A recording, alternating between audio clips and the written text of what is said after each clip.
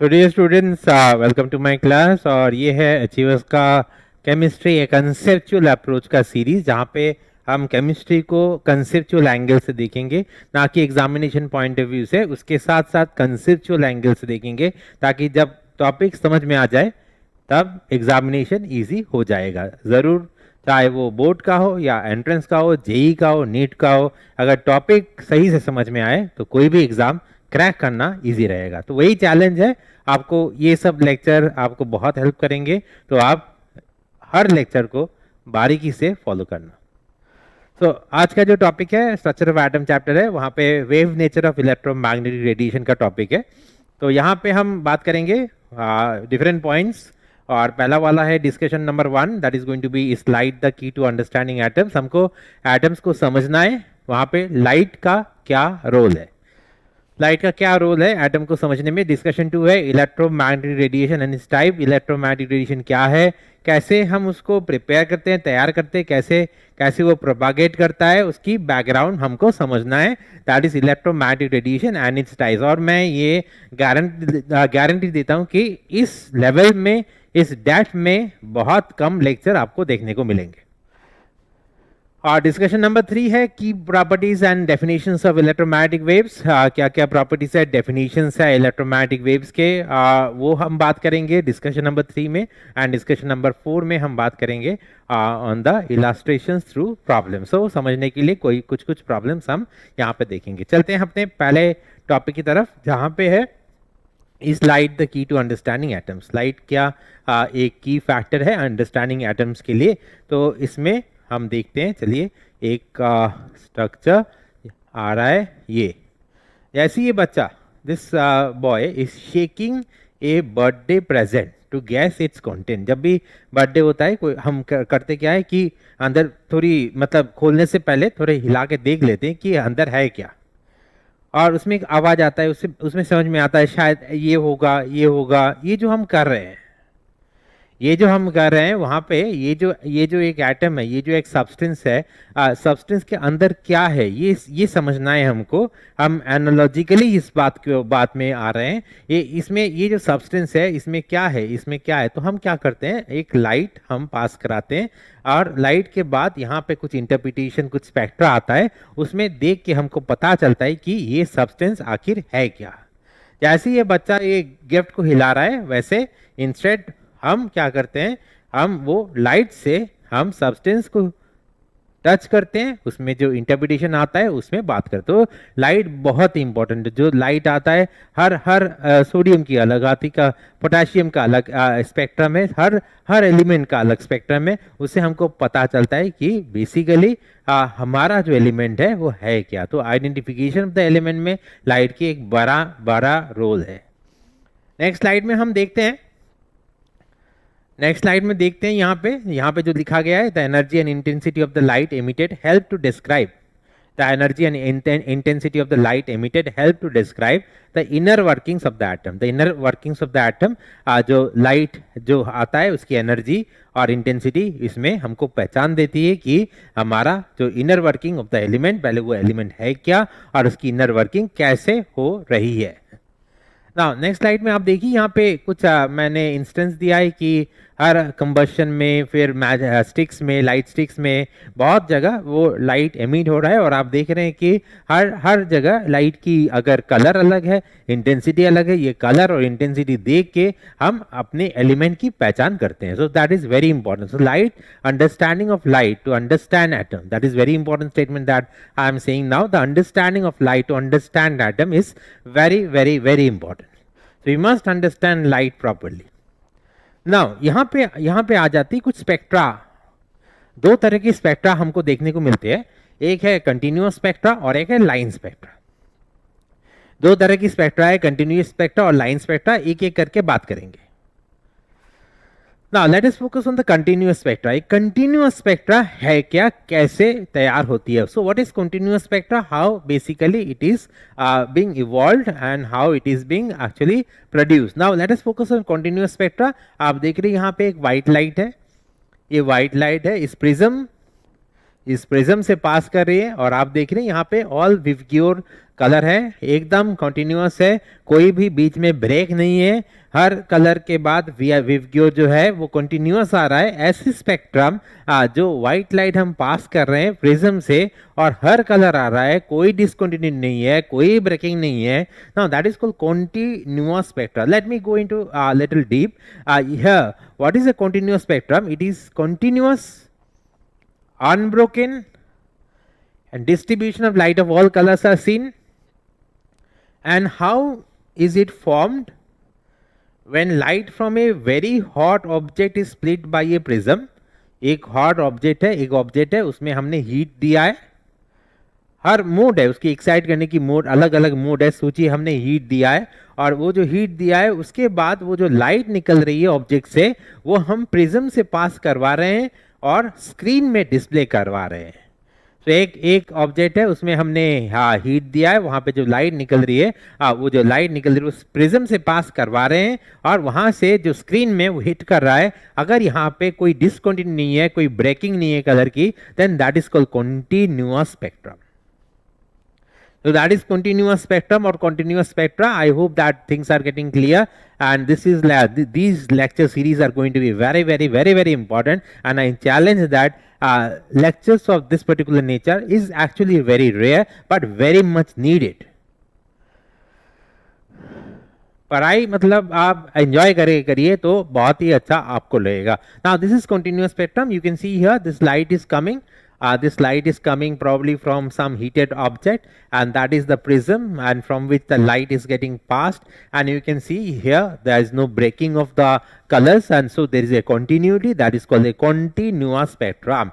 So that is about the continuous spectrum. Now let me focus on the second aspect, and what is that? That is line spectra. Let us focus on the second aspect, that is line spectra. और यहाँ पे आप देखिए, यहाँ पे पहले setup देख लीजिए, how the setup is basically operating here. Now focus on the setup. This is the gas discharge tube है, यहाँ पे एक इलेक्ट्रिक डिस्चार्ज जो है, यहाँ पे इलेक्ट्रिक डिस्चार्ज दिया गया है गैस को।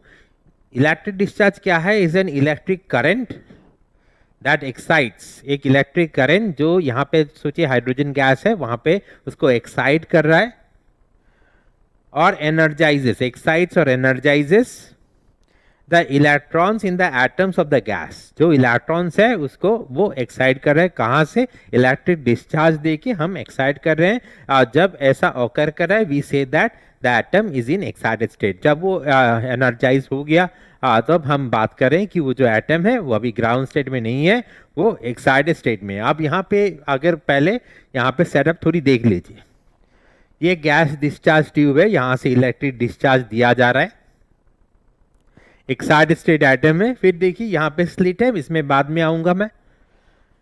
फिर यहाँ पे प्रिज्म है और यहाँ पे ये जो स्क्रीन है। So let us focus on the setup first. This is the gas discharge tube.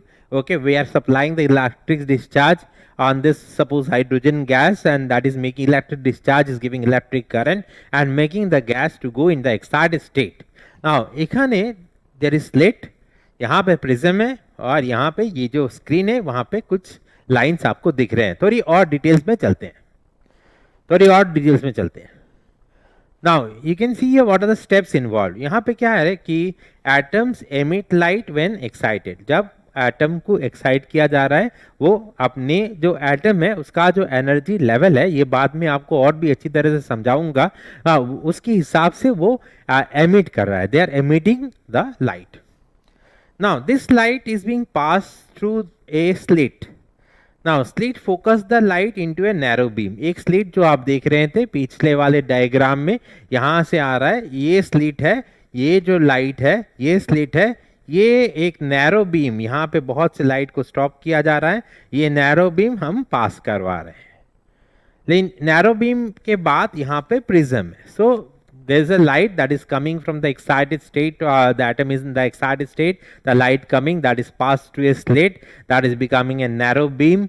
That narrow beam is being passed through a prism. The prism divides the light into distinct frequency. Prism अभी light को different frequency में divide कर रहा है और हम जो देखने को मिल रहा है distinct lines appear on the screen forming the spectrum. यहाँ पे देखने को मिल रहा है ऐसे डिस्टिंक्ट लाइन आ रहा है, एक एक करके लाइन, जहां से वो जो डिफरेंस है ना, जो कॉन्टिन्यूअस बात कर रहे हैं दैट इज कॉल्ड कॉन्टिन्यूअस, और इसकी बात करें दैट इज लाइन। यहाँ पे लाइन स्पेक्ट्रम आ रहा है। इसको और थोड़ी एग्जाम्पल से देखते हैं। चलिए, ये लाइन स्पेक्ट्रा है, थोड़ी यहाँ पे पढ़ लेते हैं कि ये तो बच्चे क्या बात कर रहे हैं। So what happens when an electric discharge passes through a gas? मैंने अभी दिखाया वो जो गैस था वहां से हम इलेक्ट्रिक डिस्चार्ज पास कर रहे हैं। ये दोनों बच्चे बात कर रहे हैं, मैं आपसे बात कर रहा हूँ। So what happens when electric discharge passes through a gas, और electric discharge excites the electrons in the gas. जो इलेक्ट्रॉन्स है उसको एक्साइट कर रहा है जो गैस में, या and putting them in an excited state. तो मैंने जैसे बात किया था, आज आप we are giving electric discharge that is acting as a source which is exciting the electrons in the particular system or the gas, and then the gas of the atom is said to be in the excited state. वो excited state में जा रहा है. So that is the first step. Now again you can see here, now it's going to be become more and more clearer to you. You can see here, this is the gas discharge tube. ये gas discharge tube है, यहाँ पे electric discharge दिया जा रहा है, excite हो रहा है, यहाँ से लाइट पास हो रहा है। ये जो स्लिट है, ये नैरो बीम है, ये स्लिट है, यहाँ से ये प्रिज्म की ओर जा रहा है, और प्रिज्म अभी डिफरेंट फ्रीक्वेंसी में इसको ब्रेक कर रहा है। आप देख सकते हैं यहाँ पे कंटिन्यूअस नहीं है, यहाँ पे थोड़े थोड़े लाइन्स है, लाइन स्पेक्ट्रा इसी को कहते हैं ना। यहाँ पे आप देख लीजिए, what happens when narrow beam of light is pass through A prism. Narrow beam of light prism से पास कर रहा है, क्या हो रहा है? Instead of a continuous spectrum, जो continuous spectrum you have seen in the previous slides, we see a series of individual lines. We see a series of individual lines called the elements atomic or emission spectrum. We see a series of individual lines जो element के atomic और emission spectrum से नाम से जाना जाता है. And why is atomic spectrum important? Why is atomic spectrum important? Because each element has its own unique atomic spectrum like a fingerprint. कोई भी हमको element पहचानना है, जैसे हम मनुष्य को कैसे पहचानते हैं, how do we recognize a particular person? You have seen probably in lyric series like CID etcetera आपने देखी होगी कि फिंगरप्रिंट से पहचानते हैं. हर मनुष्य की फिंगरप्रिंट अलग होती है, वहां से हम पहचान में आता है. वैसे उसी तरह हर एलिमेंट की जो एमिशन स्पेक्ट्रम होती है वो अलग होती है. हर एलिमेंट की एमिशन स्पेक्ट्रम अलग होती है एंड उसी तरह वो पहचान में आते हैं. सोडियम की एमिशन स्पेक्ट्रम अलग है, पोटेशियम की अलग है. अगर हमको पता है कि क्या एमिशन स्पेक्ट्रम है, we can basically identify that particular element. So the thing is about the identification. We are going to use this light as a tool to identify which element is sodium, which element is potassium, and the background is that every particular element gives a characteristic line spectrum. So it's very important to understand light. आप देख सकते हैं this is a continuous spectrum. आप देखिए यहाँ पे कोई भी ब्रेक नहीं है, आपको समझ में आ रही है शायद. यहाँ पे आप देखिए कोई भी ब्रेक नहीं है यहाँ पे, that is a continuous spectrum. और आप देख सकते हैं this is not a continuous spectrum. यहाँ पे this is two lines are being shown and this is the emission spectrum of sodium and two lines are being shown, that is the line spectrum. So this one A is a continuous spectrum, this is a continuous spectrum, and B, that is a line spectrum, where in sodium basically there are numerous lines, only two bright lines are being shown here. Now this is a continuous spectrum, this is continuous spectrum, and this is a line spectrum. This is for the hydrogen emission spectrum, where you can see there are 1 2 3 4 characteristic lines of hydrogen. There are numerous lines, only we have shown 4 visible lines of different brightness we have shown here. And so this is about the continuous and the line spectrum. इसकी माने क्या है, मतलब क्या है. तो अभी कहाँ पे आ गए, हर चीज की एक बेसिस, एक कॉन्सेप्ट होना चाहिए. जैसे हमने ये सीरीज स्टार्ट किया है केमिस्ट्री, एक कंसेप्चुअल अप्रोच, जो हमको लग रहा था कि that is very missing. Everyone is teaching for the exam, but if you are learning conceptually, the exam will be very easy for you to crack any exam, that is for guaranteed. Now to understand the line spectrum, it is essential to understand the nature of light. Line spectrum समझने के लिए nature of light जानना जरूरी है. Light को हमने electromagnetic wave theory, इसको electromagnetic wave theory से इसकी पहचान हुई थी। और फिर हमने देखा कि बहुत कुछ नहीं बोल पा रहे हैं, like the photo electric effect, नहीं ब्लैक बॉडी रेडिएशन नहीं बोल पा रहे हैं, तो उसके हिसाब से लाइट का प्लैंक्स क्वांटम थ्योरी होते हुए पार्टिकल थ्योरी की जानकारी होना ज़रूरी है। अंत में लाइट एक डुअल प्रॉपर्टी, अगर particle as well as wave, वो उभर के आई है। कुछ चीज़ इंटरफेरेंस डिफ्रैक्शन हम लाइट को वेव से बता सकते हैं, और कुछ चीज़ जैसे photo electric effect, black body radiation, हम लाइट को पार्टिकल कंसीडर करके तभी बता सकते हैं। सो डुअल थ्योरी आ गया, लेकिन बैकग्राउंड क्या है कि लाइट को समझना है, क्या क्यों समझना है लाइट को, why that is very needed to understand light, because we want to understand atom, and every atom gives a characteristic line spectrum, and these line spectrum, to understand what is that atom, we must understand what is light, and so we must understand whether the light is wave, light is particle, and why. Now in this lecture we are going to focus on the wave theory of the light. So we are going to focus on the wave theory of the light. यहाँ पे आप देख सकते हैं, this is the introduction to light. Initial understanding of light as a phenomena, and then light explained as electromagnetic wave, which is called the electromagnetic wave theory. And then light explained as discrete energy package, that is by the Planck's quantum theory.